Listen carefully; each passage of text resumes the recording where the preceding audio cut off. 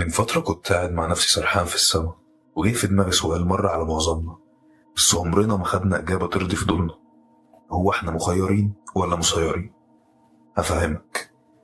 هل أنا بختار حياتي ولا أنا ماشي بس في سكة مرسومة ليا؟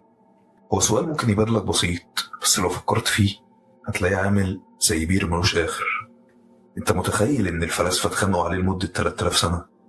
علم النفس حاول يشترك معاهم، وعلم الأعصاب دخل لخبط الدنيا أكتر.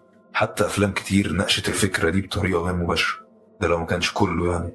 بس الغريب إن فيلم زي الجزيرة فهمنا جانب من الحياة من غير ما يقصد. الحلقة دي تعتبر الوش التاني لحلقة الحرية، ممكن تشوفها هتلاقيها مثبتة في أول تعليق.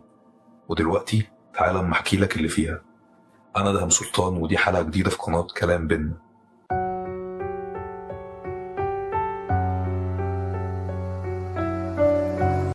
فيلم الجزيرة وشخصية منصور الحفني، هل كان مخير ولا مسير؟ تعال نبص على المكان اللي اتولد فيه. منصور اتولد في بيئة كلها سلاح وطار وسلطة، اتربى على ان القوي هو اللي بيعيش. ابوه كان رمز قوة، فهو لازم يمشي على نفس الخط. الجزيرة نفسها كانت مكان معزول، عنده قانون خاص بيه. هل طفل في بيئة زي دي عنده حرية؟ اكيد لا.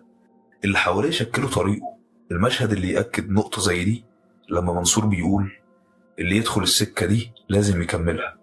ممكن تقول في نفسك طب ما يمكن هو خدها حجة بدل ما يبادر انه يتغير. خليك معايا، الكلمة دي اعتراف غير مباشر انه مسير. هو نفسه يعرف ان السكة ما كانتش اختياره. بس في حاجة، هل كان في لحظة اختيار حقيقية؟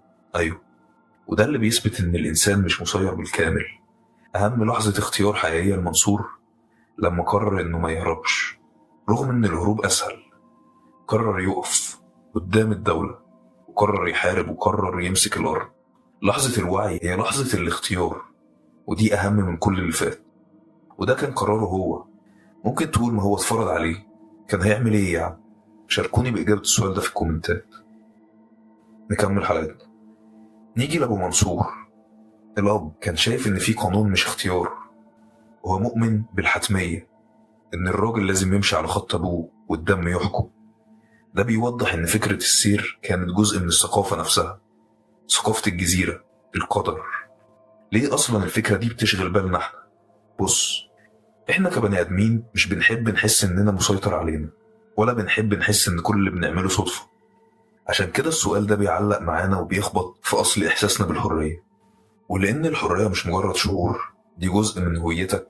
لو حسيت إنك مسير هتستسلم، بل وكمان هتاخدها حجة ليك في أي حاجة غلط بتعملها. ما هو يلا بقى، ما أنا مش مسؤول عن اللي بعمله. ولو حسيت إنك مخير بالكامل هتشيل ذنب كل حاجة، وده أصل الحيرة. تعال نخش في اللي اتقال في علم النفس. دكتور دانيال عمل أبحاث قالت معظم قرارات الإنسان بتتاخد قبل الوعي ب2 من 10 ثانية. يعني دماغك بتختار، وبعدين بتديك إحساس إن اللي اخترت. وده أثبته في كتاب بعنوان Thinking Fast and Slow. نيجي لعالم تاني، تجربة بنجامين ليبيت، ودي مرجع مهم جدا. عمل تجربة على المخ، ولقى إن الإشارة العصبية اللي بتقول نفذ بتظهر قبل ما الشخص يحس إنه قرر. وده دليل إن العقل الباطن بياخد القرار قبل الوعي. وده كان رأي علم النفس. تعالى ما نشوف علم الأعصاب قال إيه. علم الأعصاب بقى قالك عقلك بيتبرمج من تربيتك، خبراتك وصدماتك وبيئتك، مخاوفك وتوقعات المجتمع، وحتى كيمياء جسمك. كل دي حاجات انت مخترتهاش، لكنها بتشكل الطريقة اللي هتفكر بيها. يعني انت مخترتش تتولد في المكان الفلاني. يعني واحد اتولد في مدينة غير اللي اتولد في الريف، واحد اتولد في منطقة عشوائية غير اللي اتولد في منطقة راقية. أكيد ده مختلف عن ده، سواء تفكيره، سواء قراراته، سواء نظرته في حل أي مشكلة وللي حواليه، حتى في إحساسه بالمسؤولية وأولوياته في الحياة. وانت ما اخترتش برضو تبقى من أسرة معينة، وما اخترتش تتعرض لتجارب معينة، لكن الحاجات دي هي اللي بتسوق دماغك، هي اللي بتحدد شخصيتك بمعنى صح. إذن انت مسير في حاجات كتير جدا. نشوف الفلسفة قالت ايه. الفلسفة اتقسمت ل3 مدارس رئيسية. طب والفلاسفة قالوا ايه؟ مبدئيا دول اتخانقوا اكتر مننا في مصطلح بيتقال الحتمية، determinism. بتقولك مفيش حاجة اسمها حرية، كل اللي بيحصل نتيجة لسبب ثوابه، زي حتة دومينو بتقع تقوم اللي بعدها تقع. العلماء اللي بيؤمنوا بالحتمية الفيزيائية. المدرسة التانية بقى بتقولك في حاجة اسمها الحرية المطلقة، بتقولك لا، الإنسان حر بنسبة 100%، عنده إرادة مستقلة. من أهم العلماء اللي آمنوا بده جان بول سارتر، ديكارت. المدرسة التالتة بقى بتقولك في حاجة اسمها التوفيقية، ودي المدرسة اللي ناس كتير شايفينها الأقرب للواقع. بتقولك إن أنت مسير في الظروف لكن مخير في رد فعلك، وده رأي فلاسفة زي ابن رشد وبعض آراء الغزالي وديفيد هيوم، وأقرب لآراء العلماء الحالي. كده أنا أكون قلت لك كل الآراء تقريبا، وأنت ممكن تكون رأيك الشخصي. بعد كل اللي قلناه ده رأيي أنا إن الإنسان مخير ومسير في نفس الوقت. الإنسان مسير في الظروف، مسير لأسباب جوه دماغه هو، مسير اجتماعيا وثقافيا، لكن عنده الحرية إنه يقدر يكسر الدايرة دي اللي هو فيها ويختار. الدايرة دي بتتكسر بالوعي، وده اللي قاله ابن رشد. بيقول الإنسان مختار فيما يعلم ومسير فيما لا يعلم. فيكتور فرانكل عالم نفسي بيقول لك كل شيء يمكن تم سحبه من الإنسان إلا شيء واحد، وهو اختيار رد فعله.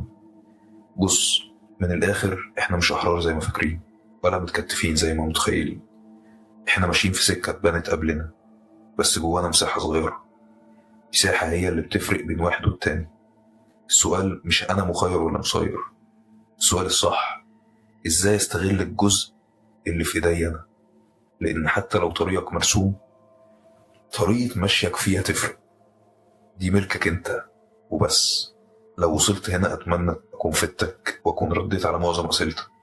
فلو عجبتك الحلقة ما تنساناش باللايك والشير والسبسكرايب، واستنانا في حلقة جديدة. سلام.